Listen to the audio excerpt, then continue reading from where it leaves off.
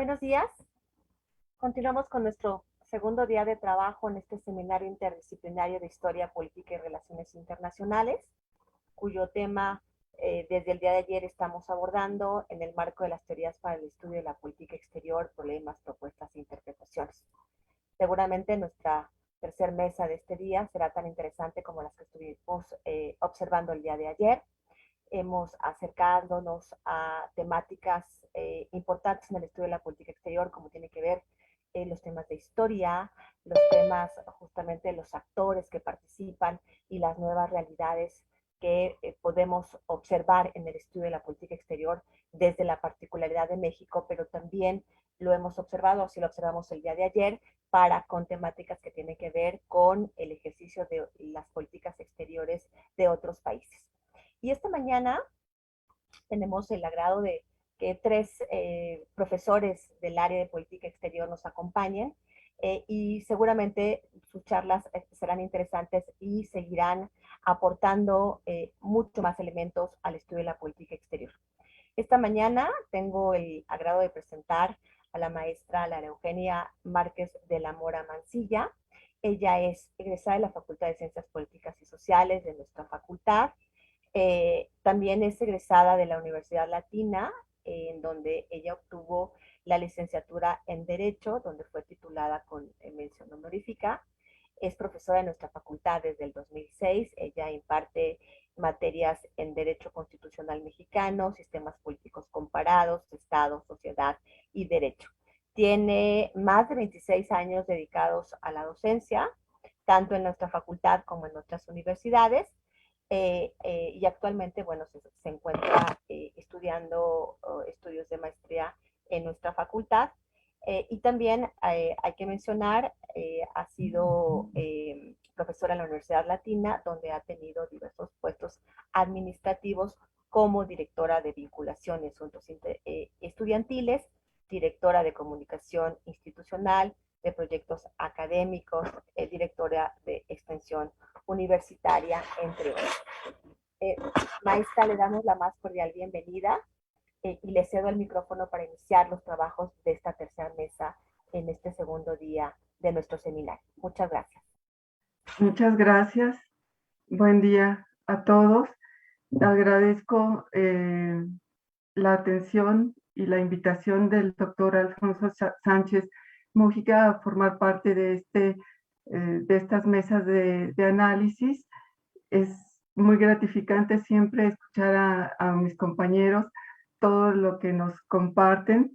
En las mesas anteriores ya nos han hablado sobre la bibliografía tan amplia de la que disponemos para los temas de la materia, y también nos han puesto sobre la mesa las distintas teorías que hay para abordar la política exterior, las interpretaciones, y en el caso personal, el tema que yo voy a abordar son los desafíos de la política exterior bolivariana, es decir, en el caso de Venezuela, durante la época de su revolución.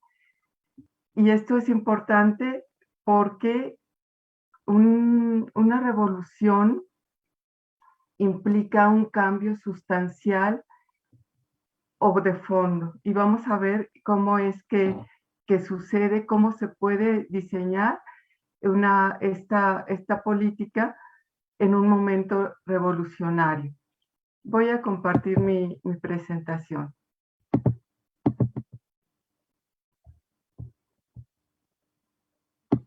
Ustedes me dicen, por favor, si la tienen a la vista.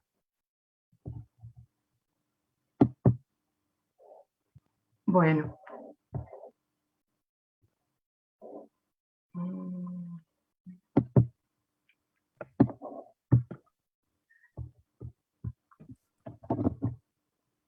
En primer lugar, quisiera hacer una precisión. La política exterior es una política de Estado, es decir, surge desde el Estado como una serie de directrices que van a marcar las pautas a seguir en las relaciones internacionales. Esto es importante, distinguir, por ejemplo, las relaciones internacionales en general, las podemos identificar con todas aquellas relaciones que tengan los distintos actores internacionales en el escenario internacional. Sin embargo, la política exterior siempre saldrá o tendrá iniciativa desde el Estado. En el caso de México, las directrices de la política exterior están en el artículo 89, fracción décima, y dentro de las atribuciones del Ejecutivo. Para el caso de Venezuela, vamos a encontrar que estas directrices están en los artículos 152, 153 y 156, donde establecen también los principios. Y algo muy interesante que vamos a identificar a lo largo de toda la presentación es que desde el propio documento constitucional se establece que una de las prioridades en la política exterior venezolana será precisamente la integración regional. Esto va a ser uno de los objetivos de la política exterior. Recordemos que estamos hablando del régimen del presidente Hugo Chávez. Él acariciaba la idea o el sueño de Bolívar de lograr la integración regional. También ahí mismo en el documento constitucional, además de esta integración latinoamericana, se manifiesta en contra del establecimiento de bases militares. Vamos a ver algunas consideraciones importantes en el diseño de la política exterior. En primer lugar, cuando nosotros queremos analizar una política exterior, tenemos que contextualizar, es decir, el momento histórico en el que está sucediendo, lo que sucedía dentro del país y en el exterior. Cuáles son los objetivos a alcanzar, y se deben elaborar en consecuencia todas aquellas políticas o estrategias que nos permitan lograr aquellos objetivos y posteriormente entrar en acción. De acuerdo con Alexander Benn, nos dice que un Estado se va a consolidar en base a sus necesidades, a sus intereses y a sus propias características culturales. Y eso le va a dar una identidad. Y esa identidad la determina como ego. Y otros estados de igual forma dentro de la comunidad internacional se van a encontrar, pero también con sus identidades formadas en función también de sus necesidades, intereses y cultura, y los otros serán denominados como alter. Dentro de la sociedad internacional vamos a tener, va a ser el punto de encuentro donde se encuentre el ego y los otros alter. Esto es también muy importante, ya una vez que el ego tiene una identidad perfectamente bien definida, la forma en cómo la proyecta o cómo se proyecta internacionalmente es importante, porque es como nos vamos a mostrar al mundo, y de eso dependerá la percepción de los otros estados. Y en función a estas percepciones que se tengan en la sociedad internacional, será que se puedan establecer alianzas o relaciones de cooperación con otros estados, o en su defecto, si va a haber conflicto o rivalidad en caso de no haber afinidad. Entonces, la identidad y la forma en cómo nos proyectemos dentro de la sociedad internacional será también importante. Para aproximarme a la realidad venezolana en lo que refiere en general al sistema político y en particular a la política exterior, lo hice a través de tres teorías: el estructuralismo, el constructivismo y el realismo político. ¿Por qué cada una de ellas? En lo que refiere al estructuralismo, recordemos que estamos hablando de un periodo en el que es un periodo revolucionario. Hugo Chávez toma el poder en 1999 e inicia lo que él denomina la revolución bolivariana.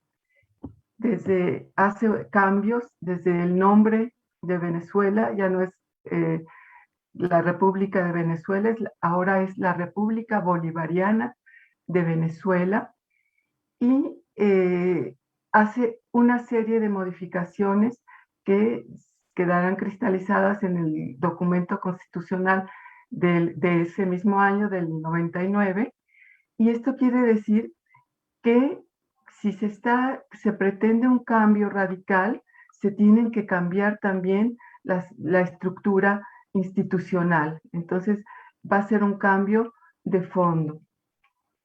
Y si lo abordamos desde el constructivismo, es porque este periodo se caracteriza porque va a romper con todos los paradigmas establecidos o aceptados con anterioridad. Va a tomar una postura antiimperialista y antineoliberalista que obligan a construir una nueva realidad y una nueva identidad en función de nuevos valores nacionales. ¿Y por qué el realismo político? Porque todo esto implica luchas de poder al interior, va a desplazar al grupo anterior y lo va a tratar de nulificar o eliminar del terreno político.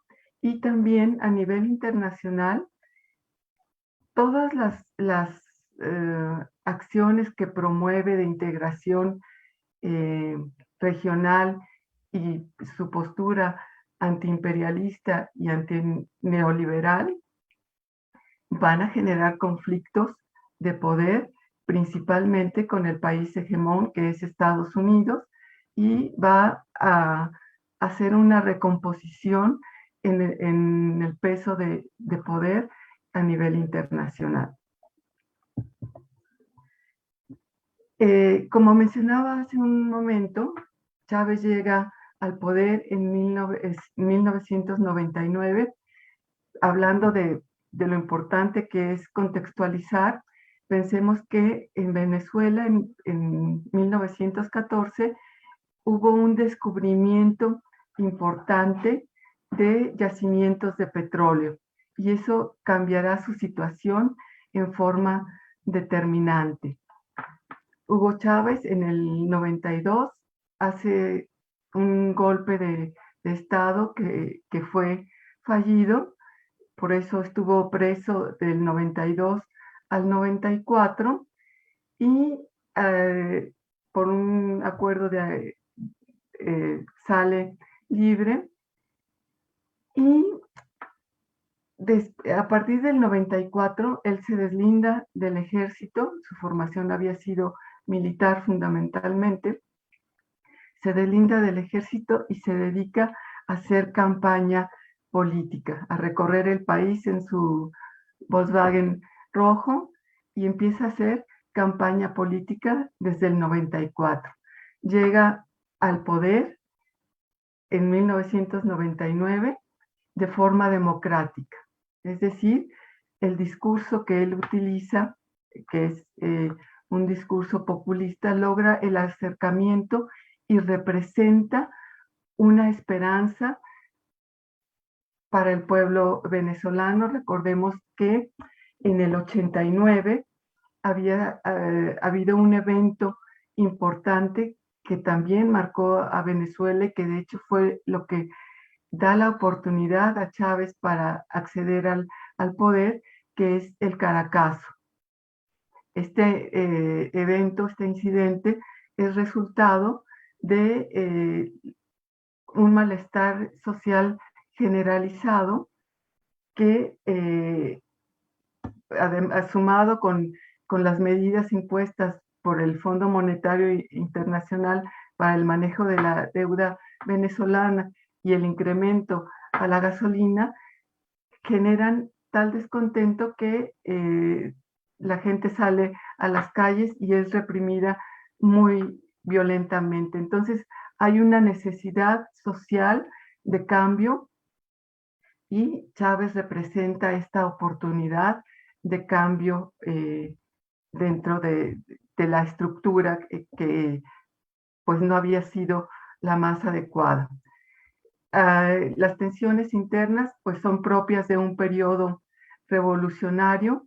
Decíamos, hay ruptura de paradigmas establecidos y se está en búsqueda de una nueva identidad o, si lo queremos ver de otra forma, en construcción de una nueva identidad. La postura, habíamos dicho, es definitivamente antiimperialista, antineoliberal y declaradamente antiestadounidense. Inicia una disputa por la hegemonía regional. Estamos hablando también de que ha finalizado la Guerra Fría y ha habido una implosión del socialismo real.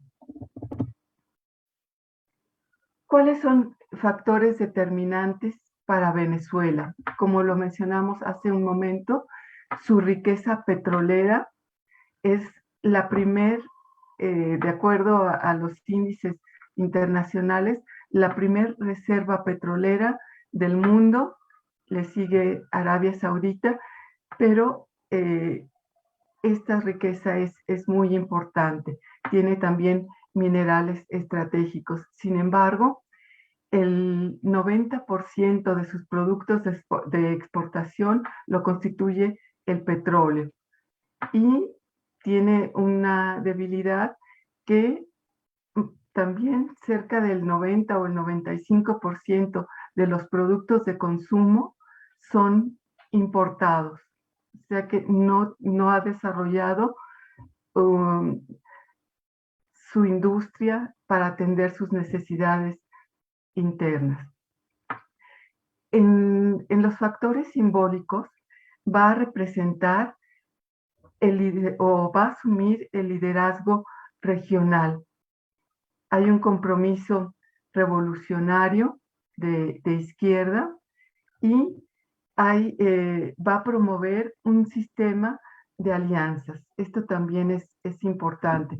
Como mencionaba hace un momento, desde el documento constitucional tiene en la mira la integración regional y lo va a hacer desde distintos organismos.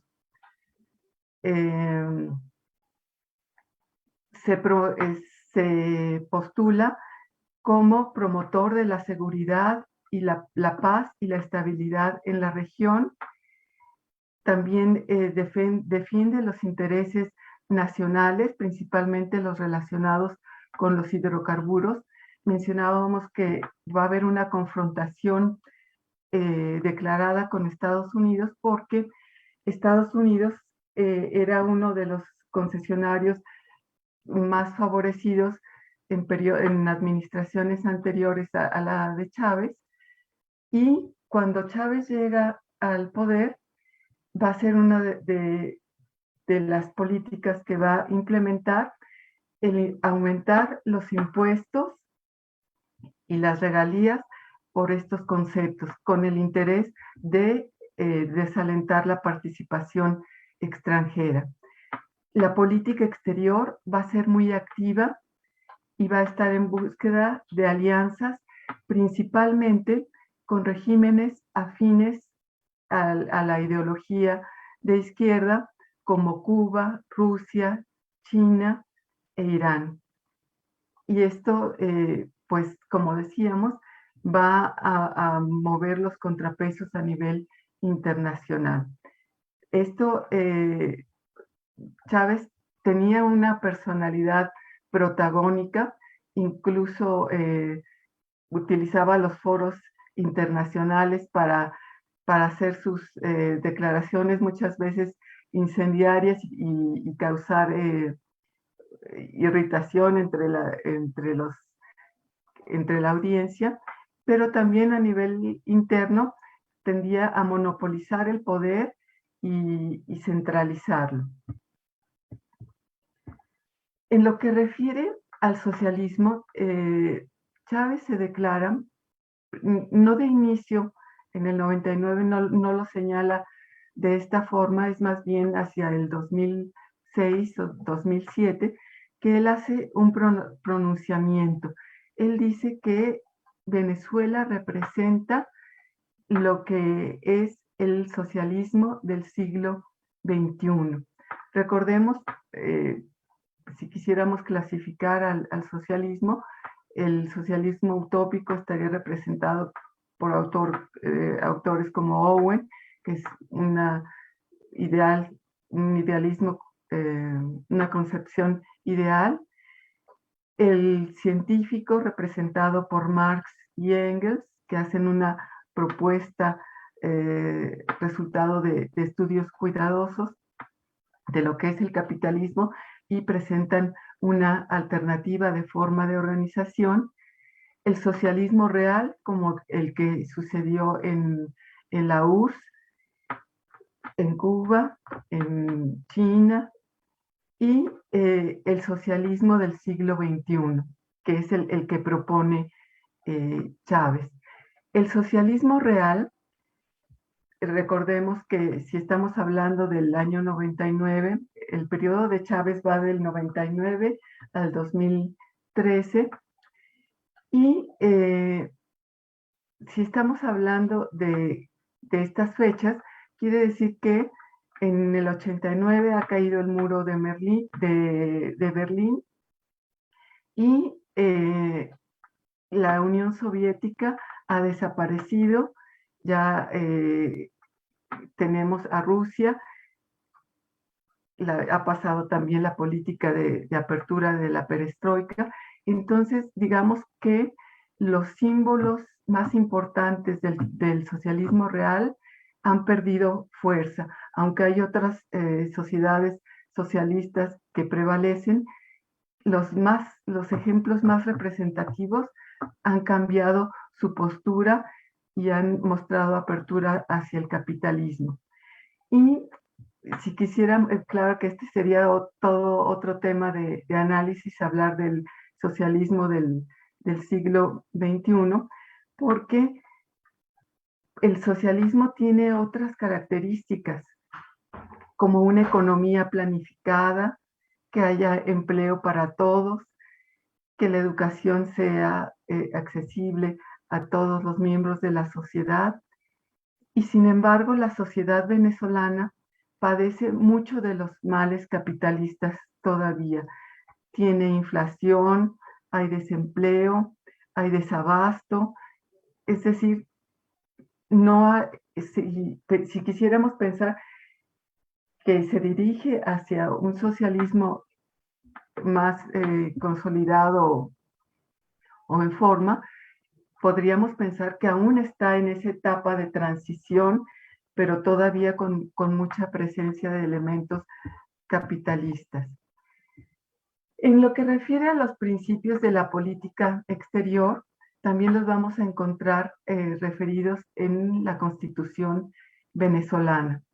Y está la independencia, la igualdad entre los estados, la libre determinación y no intervención, la solución pacífica de conflictos internacionales, la cooperación, el respeto a los derechos humanos, la solidaridad entre los pueblos, y señala además que se deben favorecer las prácticas democráticas en la participación y toma de decisiones dentro de los organismos internacionales.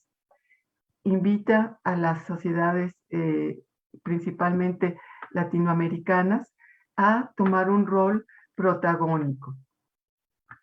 Menciona como muy importante, ya lo hemos mencionado, la integración regional de América Latina. Quizá uno de los proyectos más importantes en lo que refiere a política exterior y a integración latinoamericana fue el ALBA, la Alianza Bolivariana de los Pueblos.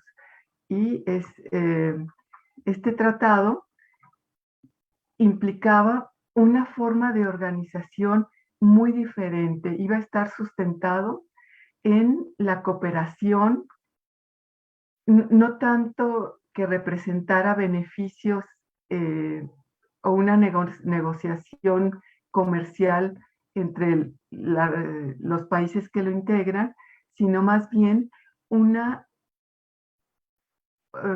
especie de alianza cooperativa. Es decir, se iba a procurar el bienestar o el bien vivir de todos aquellos países que se sumaran a este proyecto. Estaba, desde luego, en contraposición a la Comunidad Andina de Naciones, al Mercosur, al ALCA, que no llegó a consolidarse. Todas estas son organizaciones que tenían sello o huella o presencia estadounidense. Entonces empieza a crear organismos alternos. Se declara en contra de los términos del consenso de Washington. Recordemos que estos son 10 puntos que se establecen para el manejo de la deuda de los países latinoamericanos. Se pronuncia en contra de estos puntos y propone una política multipolar de alianzas antiestadounidenses. Es decir, decía, vamos a mirar hacia otros lados, hay otros socios comerciales que estarán muy dispuestos a participar, como lo fue China, Irán, Rusia, por citar los más importantes. Como decíamos, el ALBA representa un proyecto fundamental o central en la política regional. Y los países originarios o fundadores son precisamente Cuba y Venezuela. Luego se suman al proyecto Bolivia, Nicaragua, Dominica, Antigua y Barbuda, San Vicente y las Granadinas, Santa Lucía, San Cristóbal y Nieves y Granada. Y como países invitados están Siria, Haití y Surinam. Aquí están los principios del ALBA. Como decíamos, la solidaridad, la cooperación son ejes rectores de este proyecto de integración y se pretende fomentar que las inversiones se queden en América Latina y beneficien a la región. Otro organismo importante es la Comunidad de Estados de América Latina y del Caribe, el CELAC. Este es un proyecto de integración política. Se propone su conformación en la reunión del Grupo de Río en el 2010 en México. Y muy importante, quedan excluidos Canadá y Estados Unidos, es decir, se le pretende dar una identidad 100% latinoamericana y caribeña. Se pretende que esta comunidad se funde en cimientos no capitalistas. Se promueve que la democracia sea participativa, que ya no haya democracia representativa, sino participativa, y propone también una combinación de propiedades estatales, comunales y cooperativas.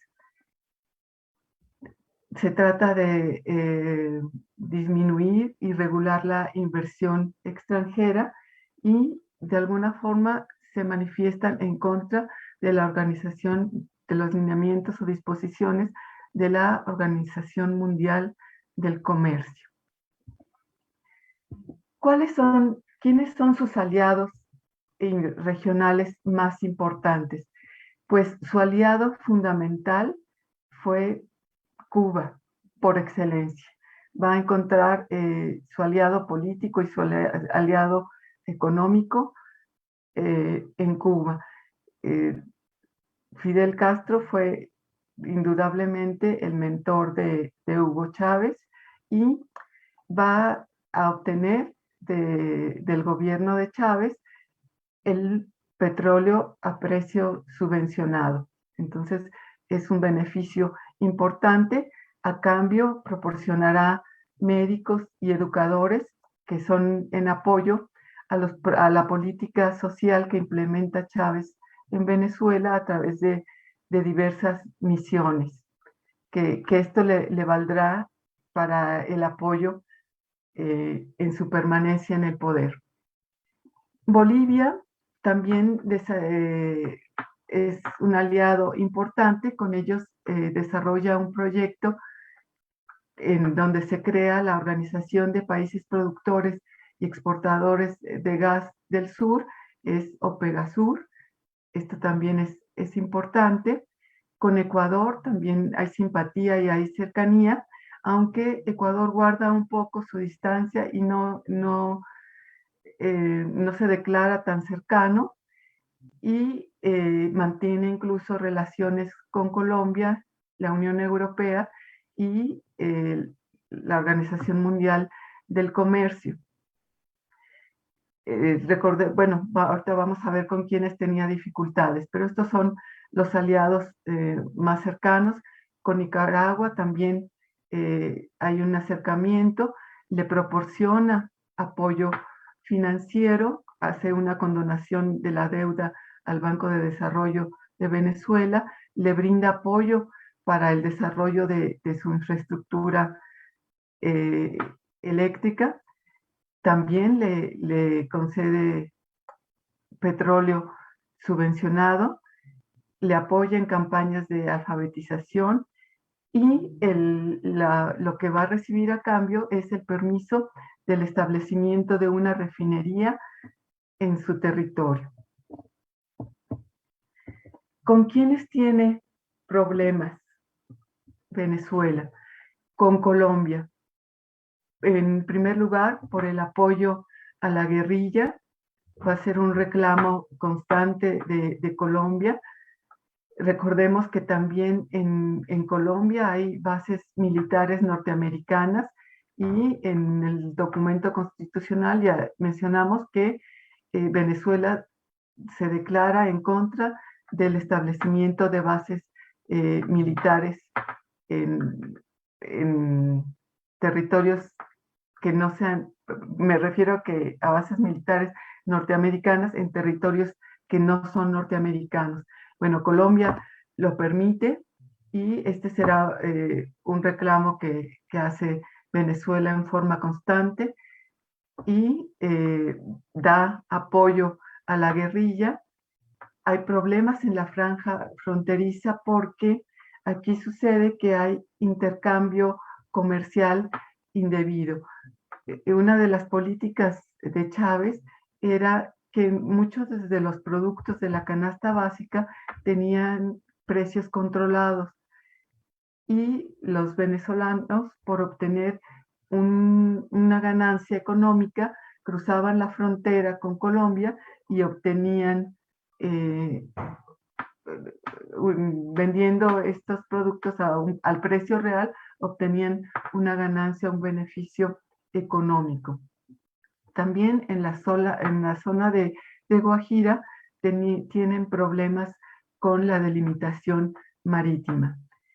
Con Guyana hay un territorio que está en disputa, el territorio de Esequibo, al momento de la independencia de, Guyana, de Gran Bretaña, queda establecido que ese territorio pertenece a Guyana y está todavía en disputa. En lo que refiere con los organismos internacionales, como ya habíamos mencionado, utiliza los foros de la ONU y de la OEA para hacer sus pronunciamientos en contra de las prácticas neoliberales o capitalistas. Va a tener muchos conflictos con las convenciones, con la Convención Interamericana de Derechos Humanos y la Corte Interamericana de Derechos Humanos por violaciones a los derechos humanos. Esto también son conflictos a los que se enfrenta. Como ya habíamos mencionado, la confrontación con Estados Unidos es declarada y frontal por el tema de los hidrocarburos y sobre todo porque pone en entredicho la hegemonía estadounidense, que una vez que ha habido la implosión del socialismo, Estados Unidos queda como hegemón a nivel internacional y Chávez viene a recomponer los pesos políticos a nivel internacional. La zona natural de influencia de Estados Unidos pues es América Latina, recordemos la doctrina Monroe, el destino manifiesto, la doctrina Nixon, una serie de doctrinas que reclaman como propia zona de influencia América Latina y el Caribe, y lo que Chávez propone pues es incendiario porque es que Venezuela tomará el liderazgo de la región. Entonces eso le va a generar conflictos que hasta la fecha trascienden. En lo que refiere a las alianzas no regionales, habíamos mencionado que entra en contacto con Irán como uno de los países productores de petróleo y también le va a vender minerales estratégicos.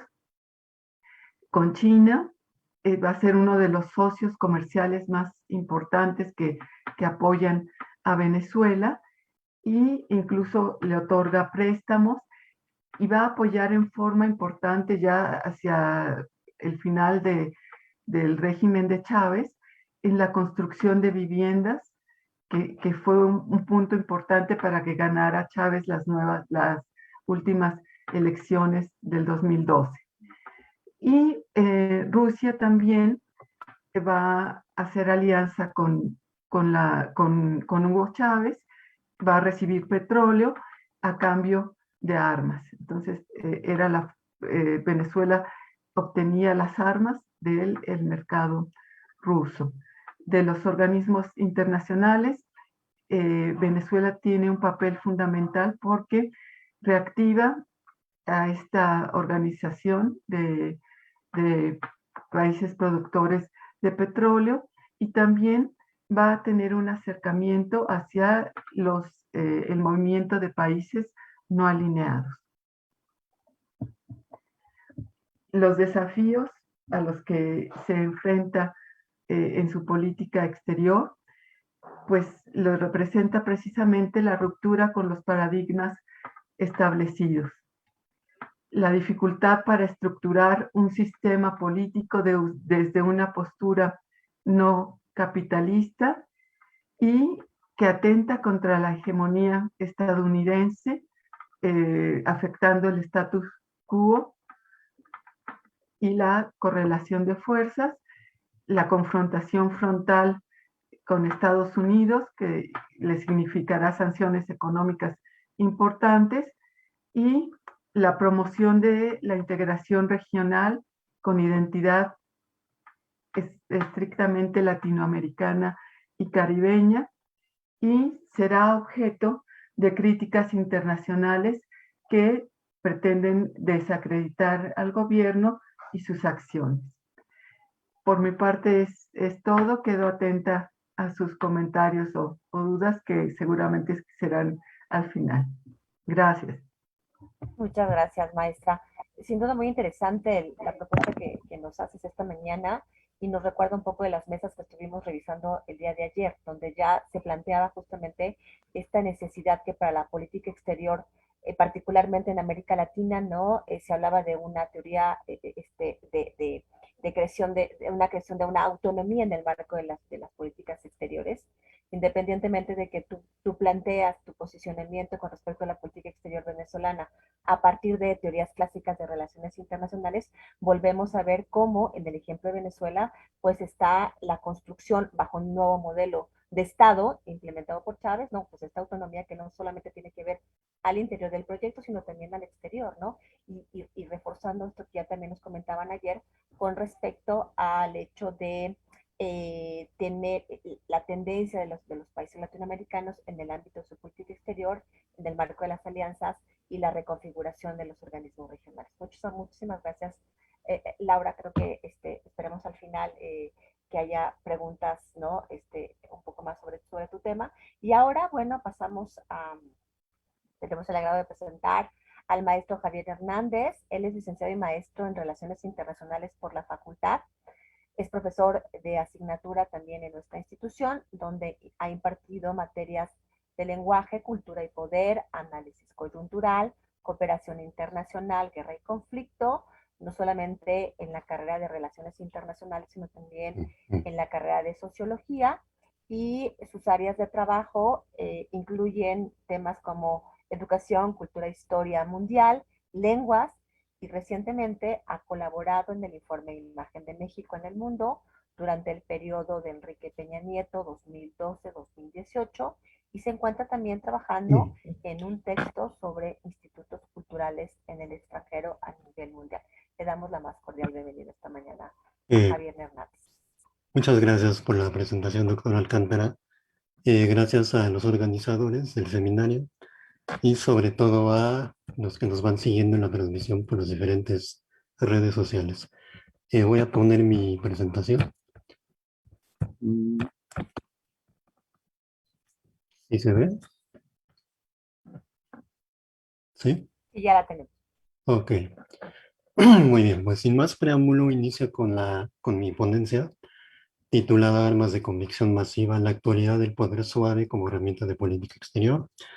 Un tema que viene muy a cuento ahora que estamos viendo el poder duro, el fracaso del poder duro en Afganistán, que considera uno de los mayores fracasos en la historia de Estados Unidos, que es uno de los usuarios de poder duro más representativos al momento.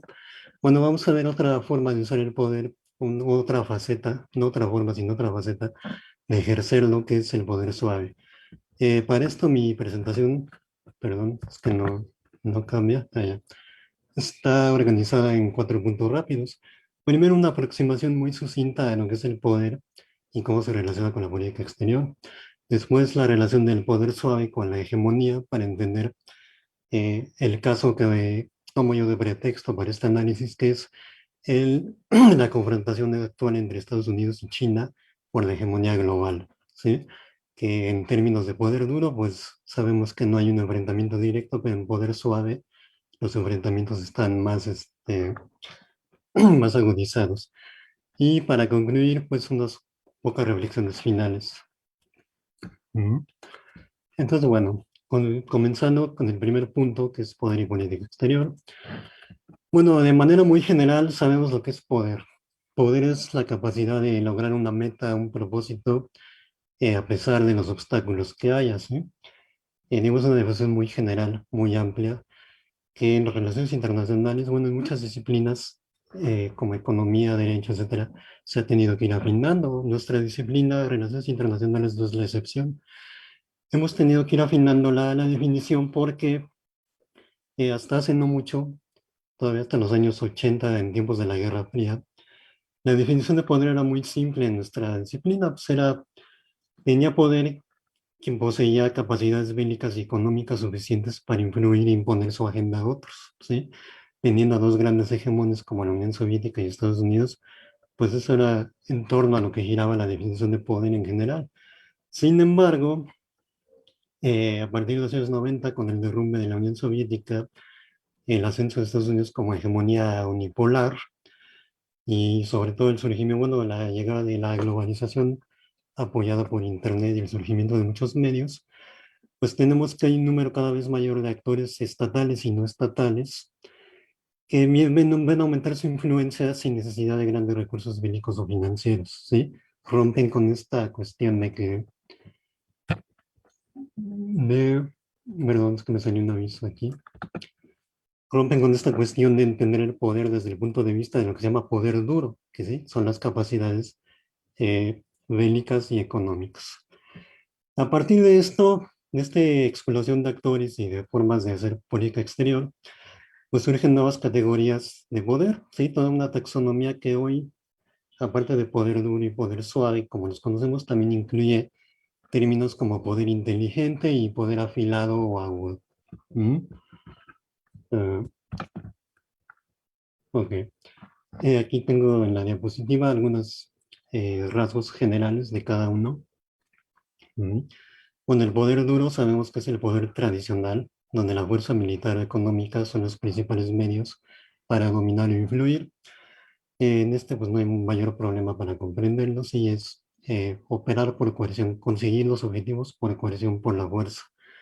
El poder suave, por otro lado, no es lo contrario, es una faceta diferente, pero no es necesariamente opuesta.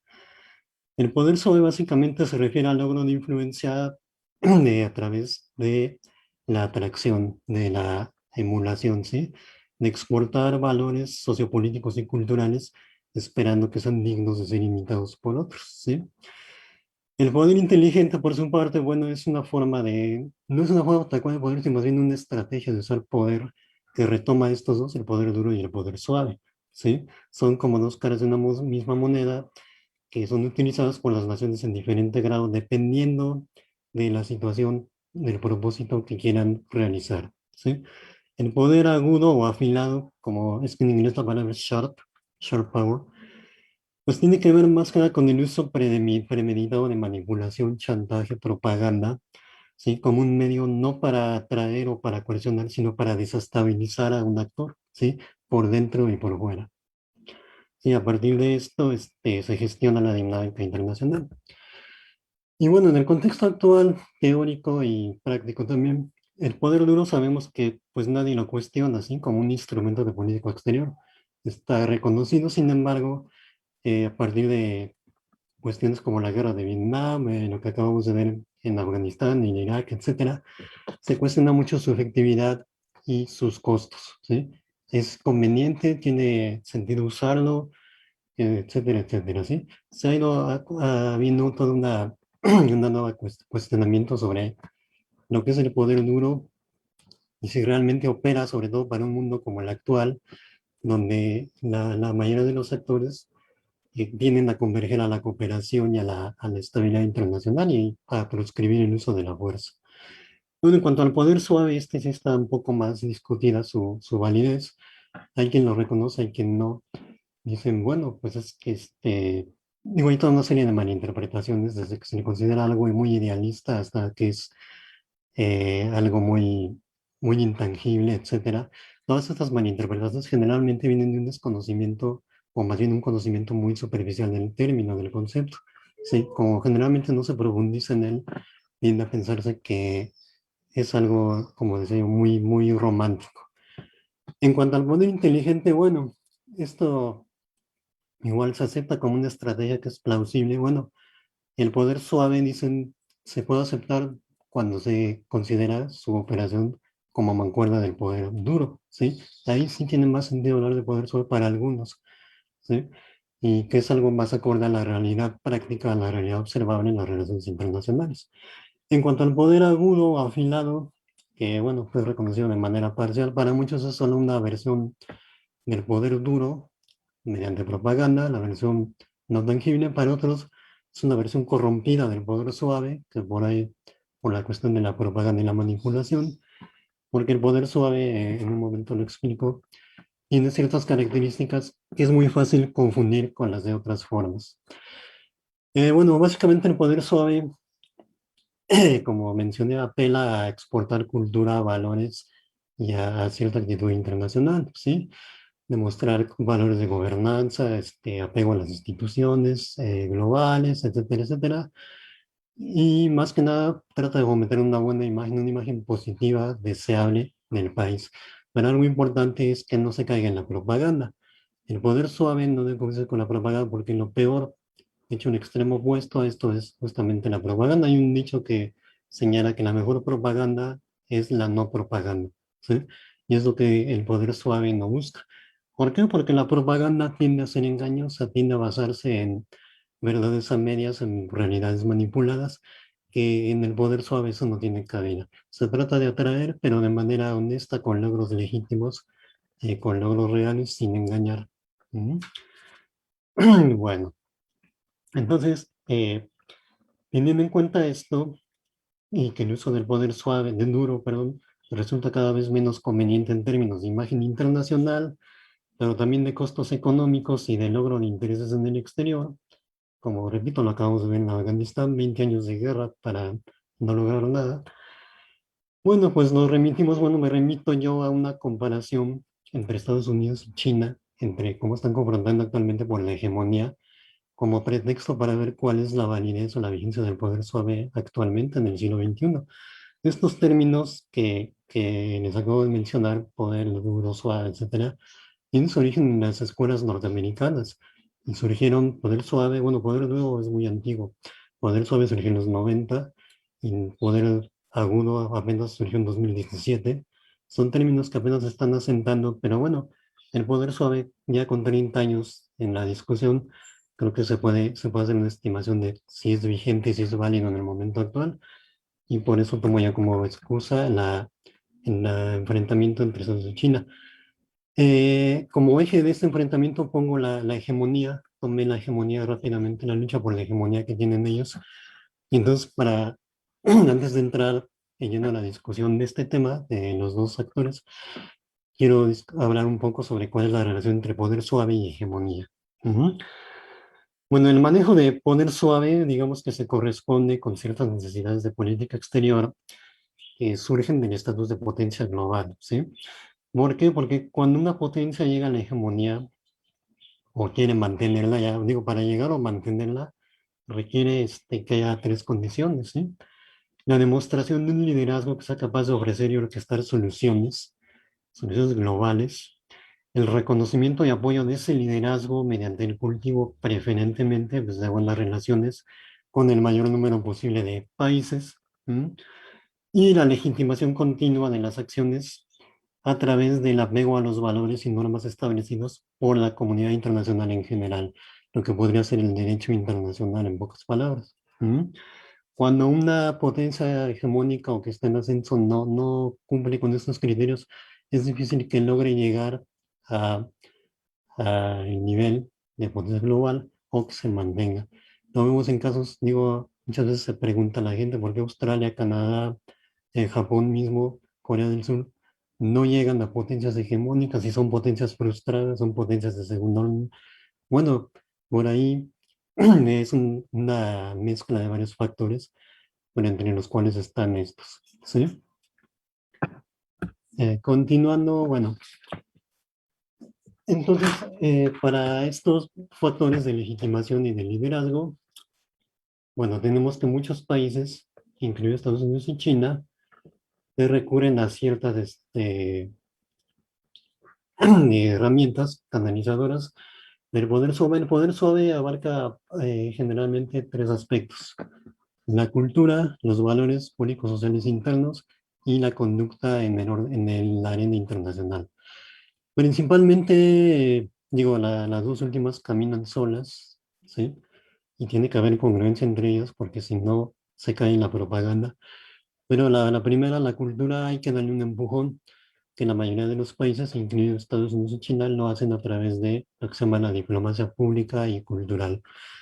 Estos dos términos, bueno, en la tradición anglosajona, a la que se suscriben Estados Unidos, Inglaterra y otros países de la esfera anglo, la diplomacia pública y cultural son lo mismo, van encuadradas en lo mismo. En otros países, otra esfera como la de Alemania, Francia, España, México, incluida China, hay una distinción muy clara entre las dos.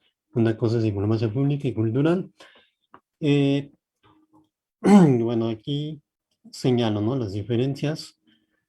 Digo, para proyectarla, apalancarla, ambas sirven para apalancar la agenda en el exterior, ya sea mediante lo que es la diplomacia pública, la creación mediática y generalizada de una imagen y nación capaz de modelar a favor de la opinión pública mayoritaria de un pueblo en otro país, o lo que hace la diplomacia cultural, pues incidiendo específicamente en el interés de ciertos sectores clave en la toma de decisiones de otro país, a los cuales dirigimos o los países dirigen acciones destinadas a andar en la comprensión de su lengua, historia, cultura, valores ajenos.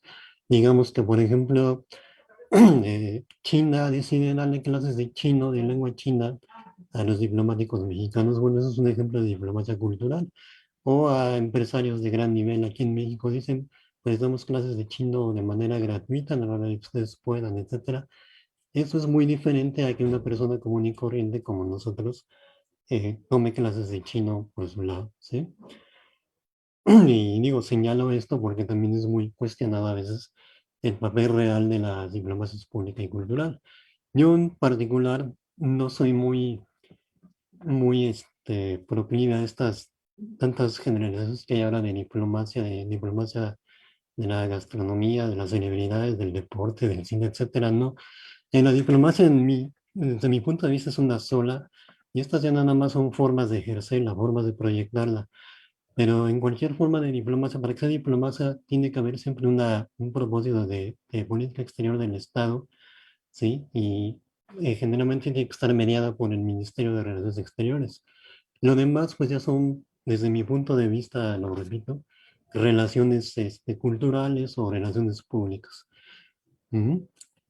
Y bueno, volviendo al tema, las principales herramientas o elementos de influencia que el poder suave se canaliza a través de diplomacia pública y cultural, pues son estos principalmente, no se limitan, estos son muchísimos, pero principalmente el idioma, las bellas artes, la historia, el folclore, las industrias del entretenimiento, que para algunos, como Estados Unidos, entran dentro de la diplomacia pública, los logros culturales, deportivos, etcétera, que para igual Estados Unidos entran en la diplomacia pública, los valores públicos y sociales, como pueblo, como nación, como civilización, en el caso de China, y entre otras cosas, pues el apego a la conducta internacional y principalmente a la cooperación. Ujú. Ok. Bueno, aquí tengo una tabla donde más o menos extiendo esto, bueno, detalle un poco qué elementos de poder suave utiliza cada país dentro de estas áreas de diplomacia pública y cultural. Como vemos, China prácticamente está en todos los rubros. Su principal vehículo es el Instituto Confucio, que es el Instituto de Difusión Cultural del gobierno chino. Estados Unidos no tiene un instituto como tal, pero se apoya mucho en sus industrias del entretenimiento, los productos de consumo y los logros de todo tipo científico, cultural o académico. Casi no recurren ellos a las bellas artes y al folclore, que es la parte cultural, que es para muchos países como Alemania, Francia, Italia, España o incluso México, porque se han dado cuenta ellos que el solo peso de sus grandes industrias de cine, televisión, etcétera, es suficiente para generar atracción en los públicos extranjeros, para generar interés. El poder suave, aquí hay que apuntar que inicia con una primera impresión, sí, de curiosidad o atracción por algún artista, alguna cuestión histórica, ¿no? Pero eso no es el poder suave por sí mismo. Tiene que haber una exposición más prolongada y continua. El poder suave es, a diferencia del poder duro, que a veces puede ser muy rápido, muy pronto, el poder suave es un esfuerzo de largo plazo, es algo que se tiene que sostener. Entonces, para Estados Unidos, aunque ellos sí tienen exposiciones museísticas y demás relativas a arte, historia y folclore, han encontrado que sus industrias del entretenimiento son más poderosas, tienen más resonancia en el mundo que, que otros. Entonces, por eso no, ni siquiera tienen un instituto cultural, pero digo, desde su perspectiva no les ha hecho falta. ¿Mm? Entonces, bueno, establezco, por ejemplo, aquí tengo estos dos mapas comparativos nada más uno de los recursos principales de proyección de poder suave de Estados Unidos es la difusión del idioma inglés. No es nada más una labor que han hecho ellos, ya la había hecho el Imperio Británico, antes que ellos en el siglo XIX ya les habían ayudado un poquito. Y entonces, hoy día, pues prácticamente este mapa señala, ¿no? Cuál es el uso del inglés como primera o segunda lengua en todo el mundo. Vemos que la mayoría del mundo está empapada, incluida China. En contraparte, vemos que, por ejemplo, China reconoce que en términos de cultura popular e idioma tiene un déficit con Estados Unidos en particular. Entonces ellos a través de sus institutos Confucio, si se dan cuenta que en el mapa, la mayor parte de sus sedes están enfocadas a Occidente, particularmente a Estados Unidos. Según el último dato que revisé, la mitad de las sedes del instituto están en Estados Unidos, porque hay un interés muy grande de parte de China por difundir su idioma como puerta de entrada, como medio de ejercer poder suave de atracción. Pero igual, China no ha descuidado en la tablita anterior que estaba aquí, por ejemplo, sus industrias de entretenimiento, pues es muy poco lo que tiene China, ¿no? Apenas en el cine muy tímidamente desde hace unos años están entrando. Y una película que se llama Lobo Guerrero 2 o Guerrero Lobo 2, que es el equivalente exacto de Rambo y tiene un papel muy importante en lo que voy a señalar adelante en este papel de la lucha por la hegemonía, porque es una película que sobre todo en las nuevas generaciones de chinos desató el nacionalismo, sí, un sentimiento de antioccidentalización, sí, no solo sobre Estados Unidos, sino contra Occidente, ¿sí? Entonces China tímidamente se ha querido meter en la industria de entretenimiento porque se ha dado cuenta que países como Estados Unidos, Japón o Corea del Sur, por ahí están ejerciendo la mayor parte de su influencia en términos de poder suave. ¿Mm? Y bueno, ahora sí, bueno, antes de pasar esta cuestión como tal, tenemos entonces que en este orden del poder suave ayuda en último término a que tanto China y Estados Unidos amortigüen, digo, básicamente porque China está buscando esto y entonces lo mantiene, pues porque les ayuda a amortiguar los efectos de acciones de poder duro, tanto militar como económicas, que los dos países las tienen. Sí, pues digo, cuando un hegemón llega a la supremacía, pues produce temor y desconfianza en el resto de la comunidad internacional. Y esto tiende a minar su liderazgo, ¿sí? El liderazgo, por eso lo señalaba como un elemento de poder suave, porque el liderazgo, una vez que se consigue, no es permanente, hay que estarlo trabajando y se puede minar por muchas cosas, entre ellas el uso del poder duro. De ahí la idea de que el poder suave se equilibre con el poder duro como un multiplicador, ¿sí? Un multiplicador de fuerza, de legitimidad. Ujú.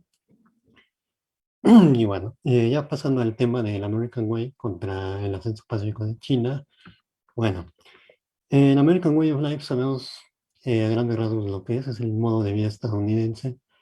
No ahondo en ello por cuestiones de tiempo, pero igual al exterior tenemos que el valor actual del poder suave para la política exterior estadounidense estriba en ayudar a mantener y difundir su narrativa de liderazgo responsable que desde el fin de la Segunda Guerra Mundial se centra en la repetición, la reafirmación constante de su autodesignada posición como defensor y líder del mundo libre, entre comillas, ¿sí? Sí, todos sabemos que Estados Unidos mantiene esta narrativa desde prácticamente la Guerra Fría y así sigue. En el mundo unipolar la mantuvo y ahora en estos reacomodos geopolíticos que hay actualmente la mantiene, ¿sí? Ahora contra China. Esta narrativa no reemplaza, sino que apuntala a las redes de poder duro, ¿sí? En todas aquellas naciones en las que se ha aceptado sobre todo o asimilado los valores sociopolíticos y culturales occidentales, lo que los estadounidenses dicen representar. La narrativa del mundo libre de Estados Unidos pega sobre todo, está dirigida sobre todo al mundo que ha adaptado los valores occidentales, sociales y políticos, donde incluso, cuando en la guerra de Irak, la primera guerra del Golfo, Estados Unidos lideró una coalición multinacional que muchos eran países occidentales que estuvieron de acuerdo en apoyarlo porque era una causa justa, así se percibió. De hecho, hay un uso muy curioso del poder duro apalancado por poder suave. Ujú. Pero bueno, Estados Unidos con esto, con el poder suave igual, se ayuda para legitimar acciones de poder duro, y sobre todo cuando dice con su narrativa, todos los que compartimos los valores occidentales de ellos, pues tenemos un enemigo en común, que son naciones que no nos comparten como Rusia, China, los de Medio Oriente, toda la región de Medio Oriente, todas las cuales de una manera u otra amenazan este estilo de vida que es considerado por ellos, o así nos lo quieren vender, como el mejor. Ujú. En el caso de China, bueno, China usa el poder suave primeramente para apuntalar lo que le llaman ellos lo que le llamaron el ascenso pacífico, que fue su doctrina de política exterior durante el gobierno de Hu Jintao, ¿sí? Posteriormente le cambiaron, eh, como hay una narrativa de Occidente de lo que ellos llaman la amenaza china, que fue a partir de los años 2000, ellos cambiaron este nombre de ascenso pacífico por desarrollo pacífico, pero porque ascenso tenía connotaciones hegemónicas.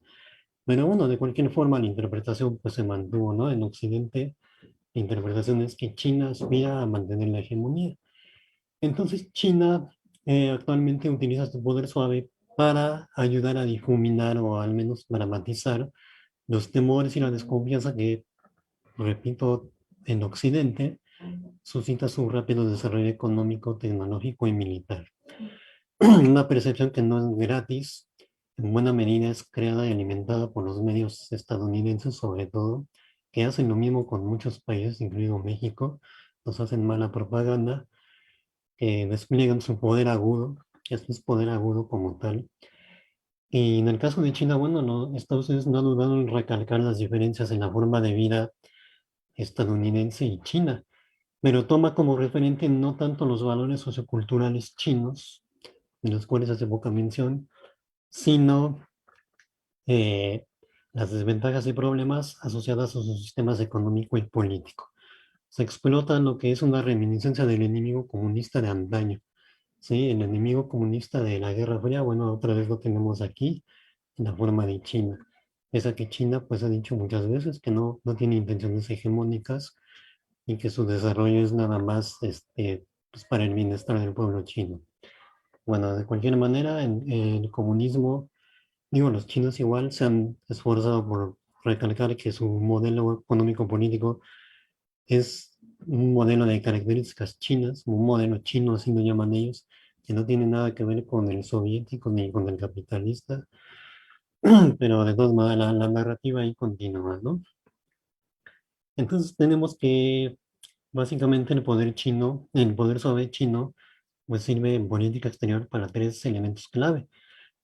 Uno, exportar la vida, la forma de vida de China y ganar influencia en los públicos extranjeros, ¿sí? Hacerla deseable. Otra, facilitar la aceptación del ascenso pacífico o desarrollo pacífico, que esta doctrina de hecho ya se abandonó, con Xi Jinping se abandonó, se cambió por una más agresiva, de la cual voy a hablar en un momento. Y como tercer tarea, el poder suave chino ahora tiene la labor de contrarrestar el poder agudo que en la forma de imagen negativa ha estado lanzando contra ellos, en particular Estados Unidos. No me atrevería a decir que Occidente, porque en Europa no lo hace y otros países como Australia, Japón, que lo consideran Occidente por alguna razón los chinos, no tienen roces con China, pero no a este grado. Y bueno, entonces todo esto supone retos al poder suave de China, ¿sí? Como potencia que está en ascenso o hegemónica, y lo digo así porque ellos mismos dicen que todavía son un país en desarrollo.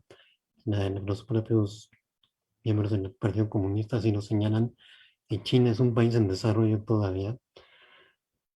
Y bueno, pues tiene estos retos que vemos aquí, ¿no? Que básicamente es, eh, bueno, podríamos pensar que China, por lo vasto y milenario de su cultura, tiene una ventaja, ¿no? En cuanto a poder suave, para exportar su forma de vida y sus valores, ¿sí? Pero en realidad hay varios aspectos que emparejan la situación con la de Estados Unidos. Por un lado, Estados Unidos lleva una delantera de poco más de medio siglo en el uso de diplomacia pública y cultural.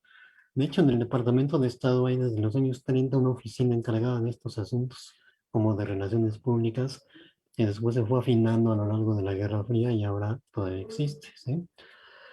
Por otro lado, digo, pues lo que mencionaba yo, ¿no? El impacto, el efecto de sus grandes industrias de entretenimiento no se compara con lo que tienen otros países en cuanto a proyección de su cultura y valores. La aceptación del inglés igual como idioma internacional, y les ha asegurado, como vimos en el mapa, una presencia en prácticamente todo el mundo. Ujú. Y bueno, la forma de vida estadounidense, por otro lado, pues no deja de ser una derivación de Occidente, por lo que comparte muchos rasgos con países, por ejemplo, como América Latina, o europeos, o de Oceanía, por ahí algunos, que igual tienen una herencia europea, en parte o total. Entonces, esto hace que los valores estadounidenses sean más fáciles de identificar entre la población local que los valores de otro estado, como es China, que no han sido tan difundidos por el aislamiento relativo que tuvo China por muchos años. Ujú. Y bueno, a estos problemas que representa Estados Unidos, el poder sobre China tiene problemas propios originados dentro de sí misma. En particular, bueno, señalaba yo, ¿no? El alejamiento que por años, por décadas, tuvo de la comunidad internacional en términos sobre todo de difusión cultural. Esto abrió la puerta para que otros países crearan estereotipos, crearan una imagen muy distorsionada del país, que digo, en la mayoría de las naciones, hace todavía 10 o 15 años, la imagen de China era de un país misterioso, un país muy exótico, muy, muy alejado de lo que somos, ¿no? Sobre todo en Occidente. ¿Eh? Y bueno, esto mermó de algún modo, en términos históricos, el bagaje de poder suave, la capacidad de usar poder suave de China, con el resultado de que actualmente pues han embarcado los chinos en una recuperación muy acelerada, muy, muy pronta del tiempo perdido, y les ha resultado en varios tropiezos. El Instituto Confucio, por ejemplo, fue creado en 2004. En 10 años, para 2014, ya tenía eh, más sedes en el exterior que la Alianza Francesa, que es el instituto más antiguo, que en más de 100 años llegó a 1044 sedes. Bueno, el Instituto Confucio en la décima parte del tiempo logró expandir su red. Sin embargo, esto no se ha traducido en un aumento de poder sobre China, en una mayor aceptación o influencia, o en una mayor limpieza de su imagen. Por el contrario, esta aplicación un poco torpe, digamos, del poder suave, les ha generado un daño a la imagen que se suma a otros. Y esta aplicación es un poco torpe porque los chinos, sobre todo, desde que abandonaron la doctrina del ascenso pacífico y adoptaron la de los guerreros lobo con Xi Jinping, que es una diplomacia más agresiva, más frontal, pues empezaron a confundir el poder suave con poder agudo. Empezaron a mezclar propaganda con atracción y cosas de este tipo. Y como comentaba yo al inicio, mezclar poder suave con propaganda es lo peor. Le resta muchos puntos a la imagen de un país porque se concibe como poco auténtico, como ilegítimo. Se percibe que hay un doble rasero. ¿Mm?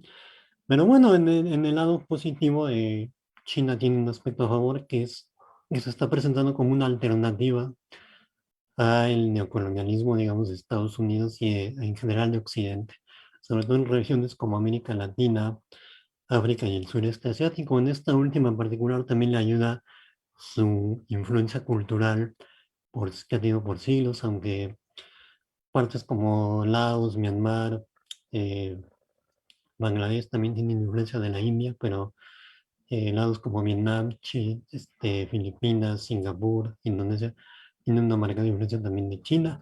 Y igual pasa en Japón y Corea, que aunque tienen roces actualmente con ellos, no dejan de reconocer la influencia cultural de los chinos a nivel histórico. Entonces esto podría facilitar hasta cierto punto la aplicación de poder suave actualmente de China hacia lo que es principalmente su zona de influencia, su esfera inmediata. Y bueno, pues ya para finalizar la presentación, pues tengo tres reflexiones.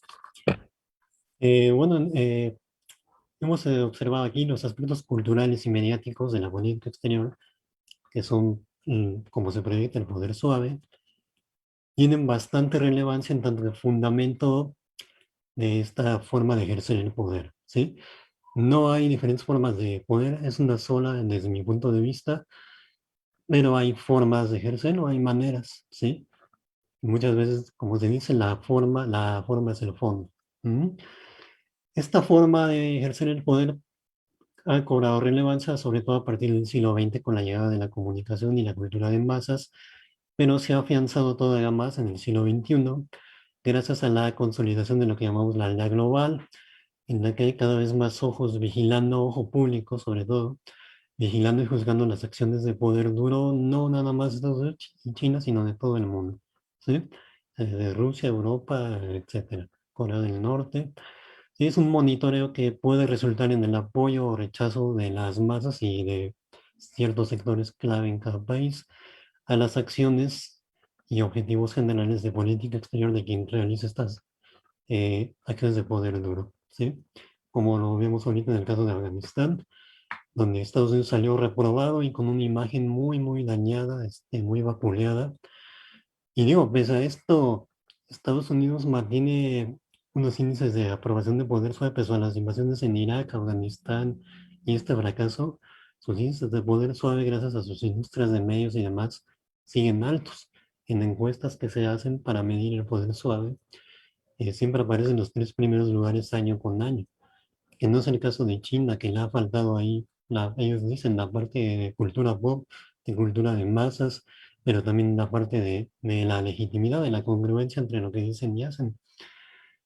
Bueno, en otro orden tenemos que la cultura y los medios se conforman así como armas narrativas y lo que yo le llamo de convicción masiva, ¿sí?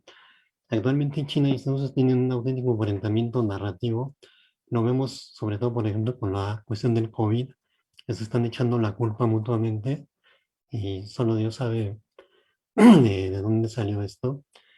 Pero bueno, en la situación del COVID y de quién es el culpable, y quién sí, quién no, y quién lo provocó, y quién no lo supo contar, es una guerra de medios realmente, ¿sí?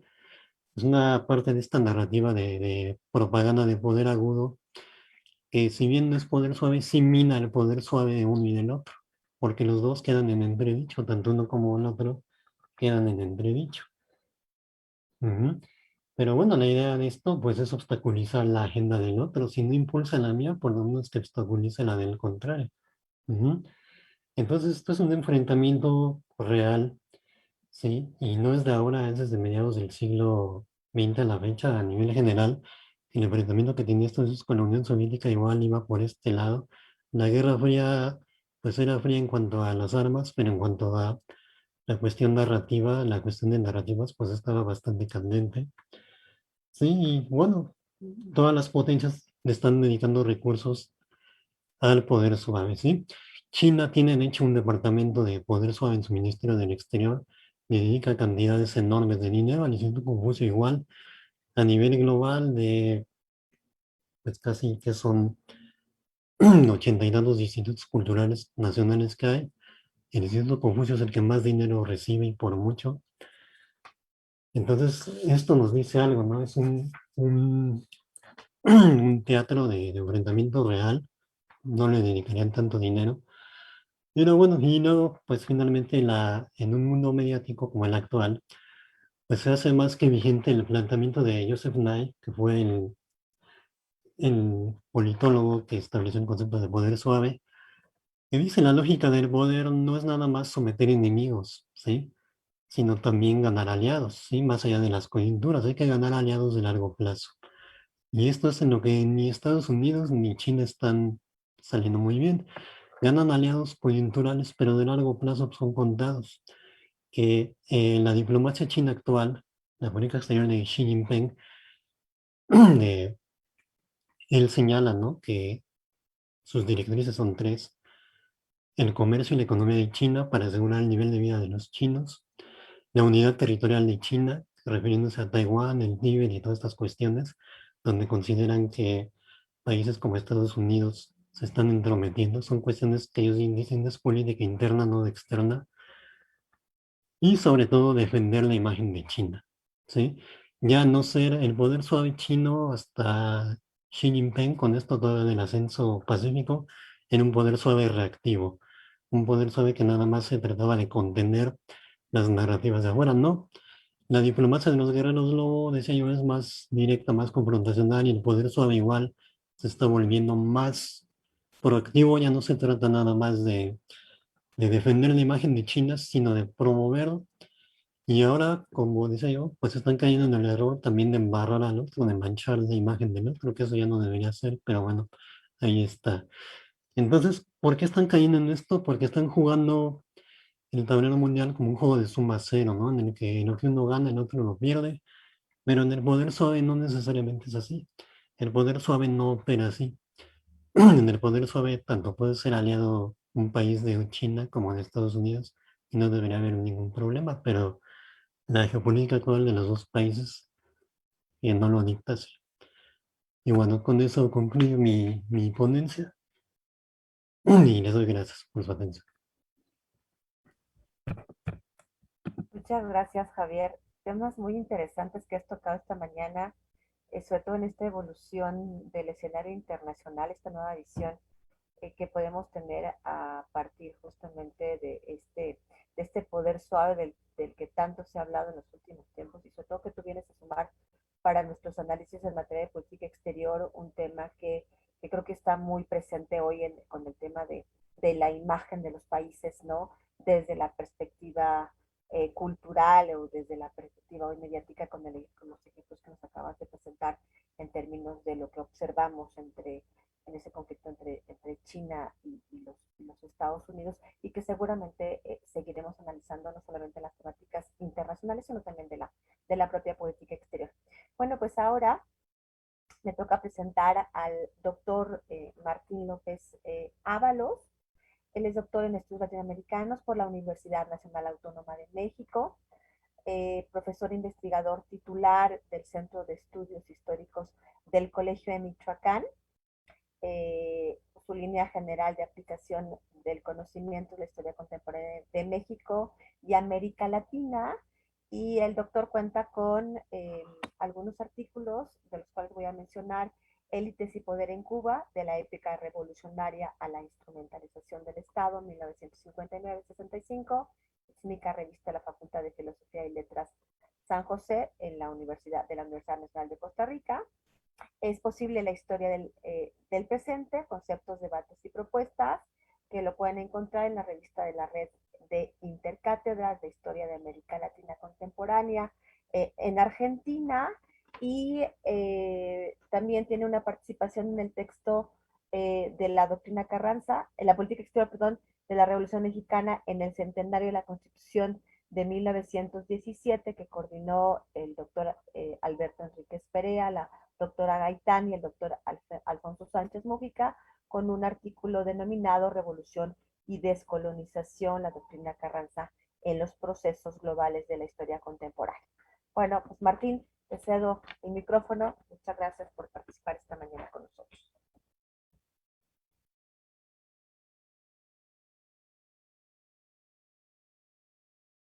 Creo que tu micrófono sigue apagado. Y perdón, disculpen, eso se me van estos pequeños detalles en estas cosas. Bueno, les decía que agradezco a Marlene la presentación, a Alfonso la invitación, y pues bueno, en este importante evento, espero que mi participación, pues bueno, contribuya a afinar el debate, que es muy intenso, y en fin, sobre la importancia de las relaciones internacionales como campo de estudio y como una disciplina de las ciencias sociales. Mi participación tiene que ver con una reflexión historiográfica, no es tanto del especialista minucioso que sabe sobre la propia dinámica interna de la disciplina. Entonces, tómenlo en ese sentido. Es una reflexión desde la historiografía. Intenta incorporar algunos elementos que se deben de tomar en cuenta cuando hablamos del análisis de las relaciones internacionales, sobre todo en el entendido de que las relaciones internacionales como disciplina forman parte de las ciencias sociales, y estas a su vez son producto de un espacio histórico específico, es la historia contemporánea. A partir de esta idea, lo que pretendo expresarles es que lo que entendemos como historia sobre todo la historia moderna.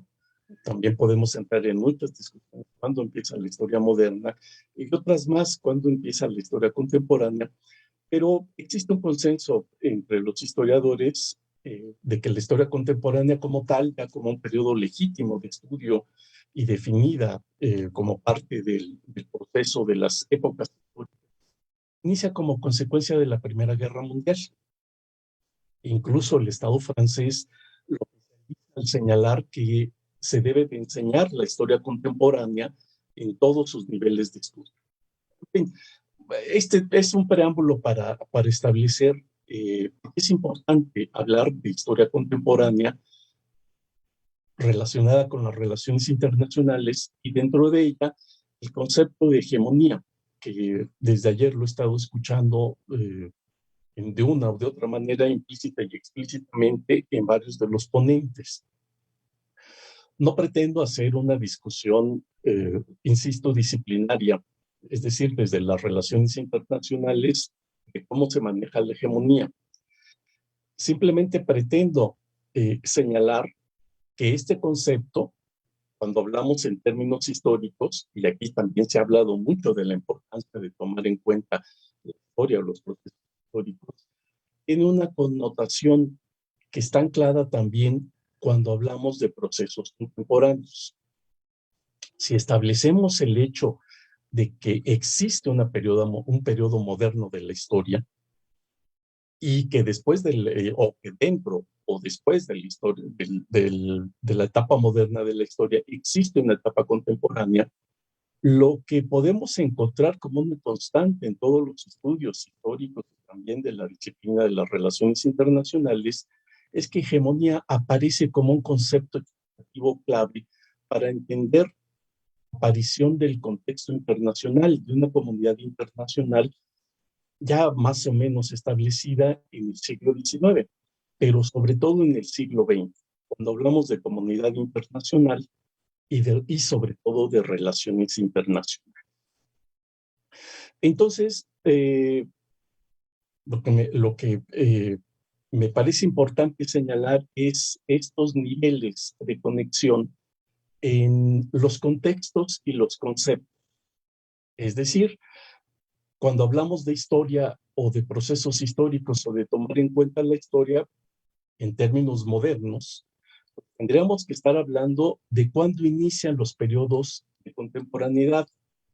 Si tomamos en cuenta este hecho, que desde la idea de contemporaneidad aparece como una consecuencia de la Primera Guerra Mundial, pues lo que vemos es que en el siglo XX hay diferentes periodos de contemporaneidad, que en efecto la mayoría de los historiadores aceptamos de 1914 a 1918 inicia la etapa contemporánea, pero que tiene un corte después de la Segunda Guerra Mundial. En 1945 iniciaría otro periodo de historia contemporánea, y así sucesivamente, ¿no? Casi todos estamos de acuerdo en que este segundo periodo que inicia en la posguerra, pues termina con la Guerra Fría en términos formales, cuando ya la Unión Soviética como Estado nacional. Y a partir de entonces entramos en un nuevo periodo de historia contemporánea. Y ahí viene lo difícil de establecer si seguimos en este último periodo o no. Pero dejemos esta cuestión para después, si es necesario, pero sí me importa señalar el hecho que para cada una de estas etapas de contemporaneidad que abarcan todo el siglo XX, tenemos a su vez diferentes teorías, y dentro de las teorías conceptos que nos ayudan a explicar el proceso contemporáneo, no solo desde la historia. Las ciencias sociales en su conjunto son un producto de este mismo proceso. Y generalmente entendemos, a veces ya ni siquiera lo discutimos, que todas las ciencias sociales en su conjunto deben de explicar los procesos contemporáneos. Y pues bueno, viene esta cuestión, insisto, de los niveles y las relaciones entre estos niveles. Para cada periodo de contemporaneidad, como lo he definido, existe una comprensión diferente del concepto de hegemonía.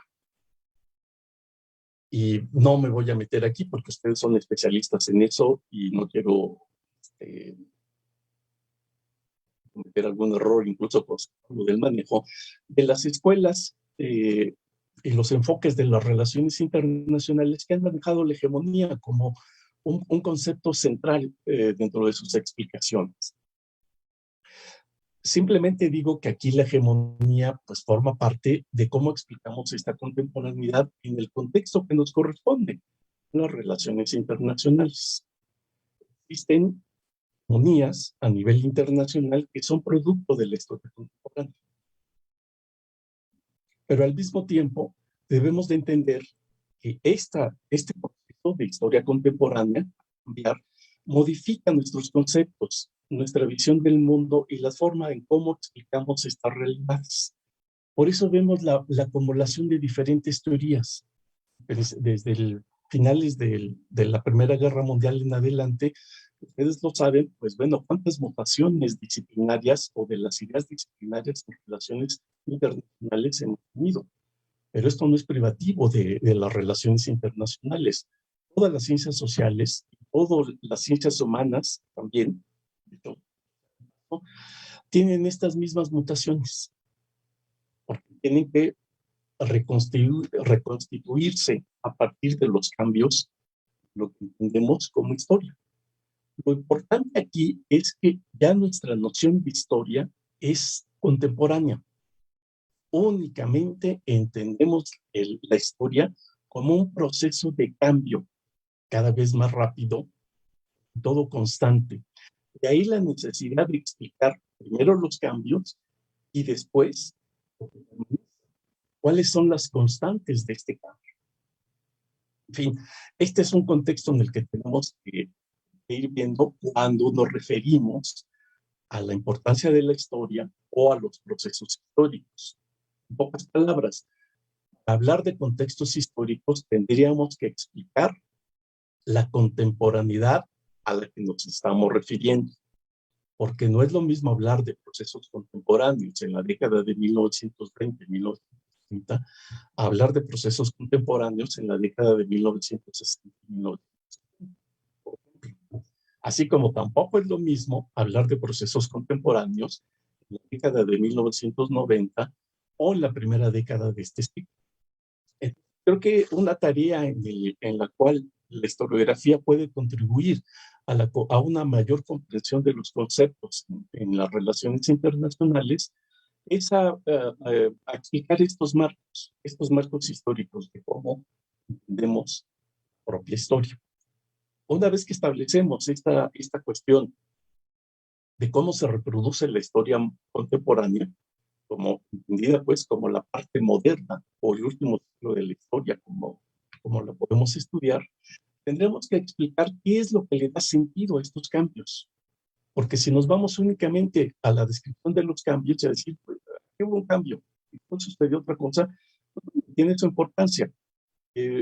Sin embargo, tendríamos que establecer a su vez otro nivel de explicación para estos cambios. Y aquí es donde quiero introducir el cambio que para mí me parece fundamental en el término de hegemonía. La hegemonía, sobre todo para explicar las relaciones internacionales o los contextos internacionales, se había entendido únicamente como dominio o predominio del más fuerte sobre los más débiles. Estoy haciendo una simplificación y espero que me vayan esta idea. Sin embargo, con la aparición del teórico marxista italiano Antonio Gramsci, el concepto de hegemonía se transforma porque le da una explicación teórica que tiene que ver con los contextos históricos. Para Gramsci, el contexto histórico donde se desarrolla la hegemonía se le llama capitalismo. Es decir, para Gramsci, la historia contemporánea es la historia del capitalismo. Si podemos explicar el capitalismo, nos dice Gramsci, entonces podemos explicar la noción de hegemonía. Y Y ahí es cuando viene nuevamente esta idea. La hegemonía es un concepto histórico, o que debemos de explicarlo históricamente. Pues a partir de esta idea, de esta noción de dinámica histórica, damos contemporaneidad, y que la contemporaneidad tiene ya varias etapas desde que aparece como tal y se estima como un periodo de la historia más. Este contexto debe de estar explicado teóricamente a partir del concepto de capitalismo. Varias escuelas en las ciencias sociales han empezado, bueno, no han empezado, tienen una larga trayectoria de cómo explicar los contextos del capital en este proceso, o ver la importancia del capital formación o en las formaciones históricas, así como las construimos y las vivimos. Gramsci es el que establece entonces esta relación entre desarrollo del capital, es decir, economía, con los procesos políticos contemporáneos. En nuestro contexto, pues serían las relaciones internacionales, vistas como este ámbito, pues, donde la historia se desarrolla. Bueno, la historia se desarrolla en varios ámbitos, pero el que nos interesa es el de las relaciones internacionales. Para Gramsci, el ámbito internacional es el último ámbito de esta situación de las dinámicas históricas, que termina por reflejar las condiciones nacionales, pero en un marco específico, que no es ideológico, como lo hemos estudiado durante mucho tiempo, ni tampoco militar. Esto es un reflejo de otra dinámica, mucho más profunda, que Gramsci entiende como estructura. Para él la estructura es cómo funciona el capitalismo por cada época histórica que definimos. Entonces, pues bueno, si entendemos la dinámica del capitalismo contemporáneo, podemos ir derivando todas las cuestiones estructurales de cómo se expresa de manera concreta, es decir, en un periodo determinado. Habrá que distinguir entonces, cuando hacemos un estudio histórico que tome en cuenta la estructura, y también hacer la diferencia cuando hacemos un estudio coyuntural. Probablemente en la coyuntura demos por dado la estructura y todo sea muy importante en el análisis. Pero en el estudio histórico la estructura es importante porque es lo que le da soporte a ideas y a las explicaciones que vamos a ir dando esta cuestión. Gramsci considera en términos historiográficos capitalismo como la expresión más acabada de la historia moderna. Y por lo tanto, a expresar en estos cambios permanentes que conocemos como modernidad. Para este enfoque marxista, pues la historia no es otra cosa más que la historia del capitalismo. Por eso debemos entender cómo funciona el capitalismo. Lo importante de esta idea es que a partir de la noción del desarrollo del capitalismo podemos entender la creación del campo internacional o de las relaciones internacionales del siglo XVI en adelante, pero sobre todo ya en un aspecto muy contemporáneo, si es lo que nos importa únicamente los contemporáneos actuales, pues tendríamos que por lo menos traer el antecedente inmediato anterior. En este contexto, pues lo que tendríamos que hacer es establecer cuál es la característica del capitalismo que permite una hegemonía. Yo creo que a partir de esto podemos entender muy claramente lo que nos han expresado hoy y el día anterior sobre estas dinámicas de las relaciones internacionales. El capitalismo es el motor de los cambios. Yo sé que suena muy mecanicista, pues. Es demasiado. Pero bueno, si estamos tratando de verlo desde la perspectiva de Gramsci, pues él, como todo un marxista, dice, pues únicamente el capitalismo es el que moldea son las ideologías y no son las políticas de los estados nacionales. Estas políticas y las ideologías son producto del desarrollo del capitalismo. y la expresión en las relaciones internacionales debe de verse como el desarrollo del capitalismo más avanzado. La experiencia nacional aquí es importante porque es una experiencia nacional que va a moldear el contexto internacional del capitalismo. Aspecto que me parece muy importante señalar, que no terminó por desarrollar en sus notas, Cuadernos de la Cárcel, es que el capitalismo requiere del espacio internacional. Sin el espacio internacional, el capitalismo no puede desarrollarse. Y lo que podemos ver en cada transición de la historia contemporánea es como no solo no disminuye, sino que aumenta la importancia de lo internacional. Por ejemplo, los historiadores británicos posteriores a la Primera Guerra Mundial, cuando empiezan a hablar de historia contemporánea, la definen por su dinámica interna como un proceso internacional. Cuando hablamos de historia contemporánea, es una historia, no se puede, que su dinámica no está en el proceso nacional, sino que debemos de verla en el proceso internacional. Y entonces, pues, bueno, vamos a establecer esta cuestión. Tendremos que establecer cuáles son las condiciones de este capitalismo más avanzado en lo económico, es decir, en cómo se organiza la economía y todas las facetas, ¿no? De la producción, la distribución, en fin, todos esos economistas manejan. Sin embargo, Gramsci, no a diferencia, sino continuando con la propia escuela marxista de los estudios sociales, le da una relevancia importante al término de sociedad civil. Para Gramsci, la expresión sociedad civil es un concepto clave para explicar las hegemonías del capitalismo, tanto en las experiencias nacionales, pero sobre todo en las experiencias internacionales. Voy a citar un pequeño párrafo de Gramsci donde Gramsci dice: las relaciones internacionales, se pregunta, ¿son lógicamente anteriores o posteriores a las correlaciones sociales fundamentales? Se responde: posteriores sin duda. Toda innovación orgánica en la estructura modifica orgánicamente las relaciones absolutas y relativas en el campo.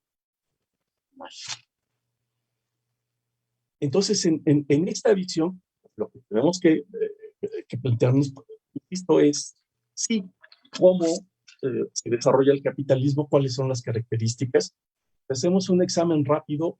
Por ejemplo, en todo lo largo del siglo XX podemos definir varios ciclos del capitalismo. El capitalismo de la primera contemporaneidad no es el mismo el del final del propio siglo. Y incluso lo que estamos viviendo en la actualidad, ya estamos notando diferencias fundamentales a los periodos anteriores. Es decir, que el capitalismo sigue en esta idea, cambio y de la modificación. Por lo tanto, sí tenemos que tener mucho ojo a todo esto, cómo cambia. No solo en las cuestiones de la economía. A diferencia de otros enfoques marxistas, Gramsci dice que no es mecánico la relación entre la organización económica y la organización social, o cómo concebimos la sociedad. Lo que en términos marxistas es la relación entre la estructura y la superestructura.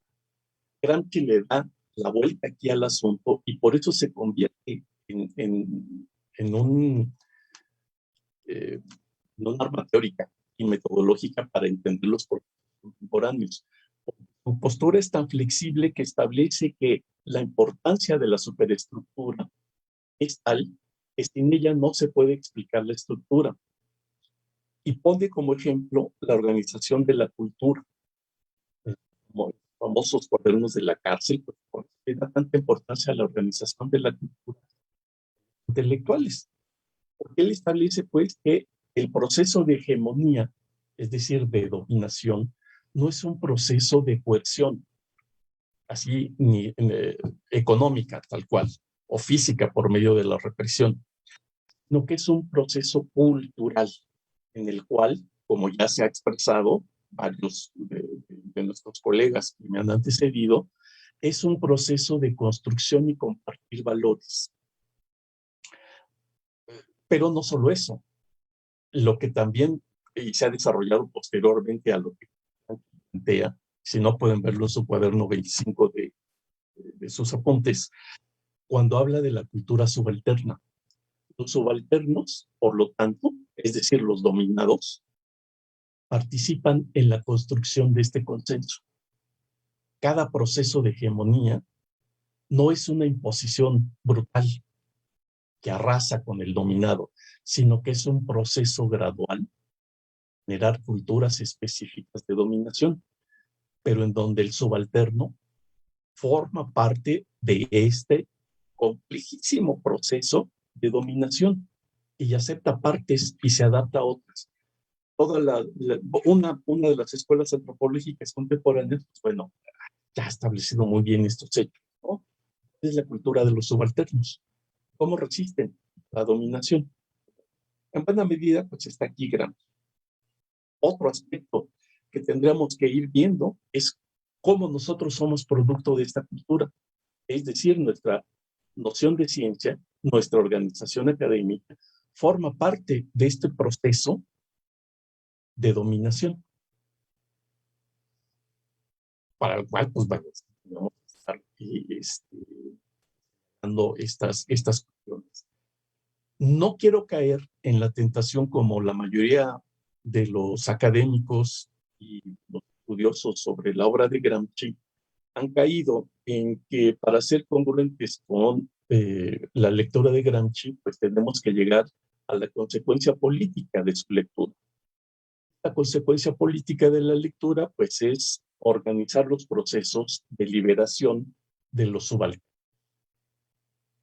Yo no quisiera meterme con esto, en esta cuestión, ahí donde vemos las contribuciones de los teóricos de este último momento, pues cómo flaquean, pues, al tratar de establecerse como teóricos de una militancia. No digo que esté mal, tampoco lo digo, pero simplemente quisiera señalar este límite. Hay que saber, pues, distinguir entre la explicación de la sociedad contemporánea y del proceso político. Tomamos parte o no del proceso político. Insisto, no descalifico la participación política, ni lo que se escribe a partir de hegemonía y de las formas de dominación. En fin, el planteamiento que espero haya quedado claro en estos momentos es que hegemonía es un concepto que se ha adecuado a diferentes explicaciones de carácter histórico. Estas explicaciones de carácter histórico tienen lugar en las modificaciones de la aparición y desaparición de escuelas teóricas de las ciencias sociales principalmente, pero también de la historia, como este contexto en el cual debemos de ver cómo surgen, se desarrollan y al igual que la hegemonía, desaparecen las ideas. Entonces, si tenemos la cuestión de que las ideas también tienen una vigencia histórica, como la hegemonía, que tiene un surgimiento, un auge y una decadencia. Esto solo lo podemos lograr si definimos concretamente esos históricos, pero a partir con la idea moderna de la historia, que es establecer etapas de contemporaneidad entre un periodo y otro, más dinámica y más moderna de la historia. Esto ya sería mi participación y les agradezco mucho. Muchas gracias, Martín. Sin duda tu ponencia, tus comentarios de esta mañana, muy relacionado justamente con lo que escuchábamos anteriormente con respecto a las hegemonías que observamos con Estados Unidos y China, ¿no? Un replanteamiento desde esta evolución histórica que tú justamente mencionabas en este momento y que creo que nos regresa a seguir observando, no solamente desde la historia de las ciencias sociales, las propias relaciones internacionales, cómo estos procesos políticos o la sociedad internacional pues nos va llevando, ¿no? hacia nuevos replanteamientos desde la revisión justamente de teóricos como tú aquí mencionabas a Gramsci. Pues no sé si exista um, algún otro comentario por parte, no tenemos comentarios por parte de nuestras, de quienes nos están siguiendo. Veo aquí que agradecen a todos nuestros expositores, ¿no? De esta mañana sus ponencias. Y si no hubiera ninguna pregunta, ningún comentario, por aquí me está diciendo Alfonso, no hay comentarios ni preguntas, pues agradecerles a todos el habernos acompañado esta mañana e invitarlos justamente a la última mesa de esta tarde, a las 5 de la tarde, con la cual concluimos los trabajos de este seminario. Y sin otra particularidad, muchísimas gracias, ¿no? Por estar con nosotros y nos vemos esta tarde. Gracias.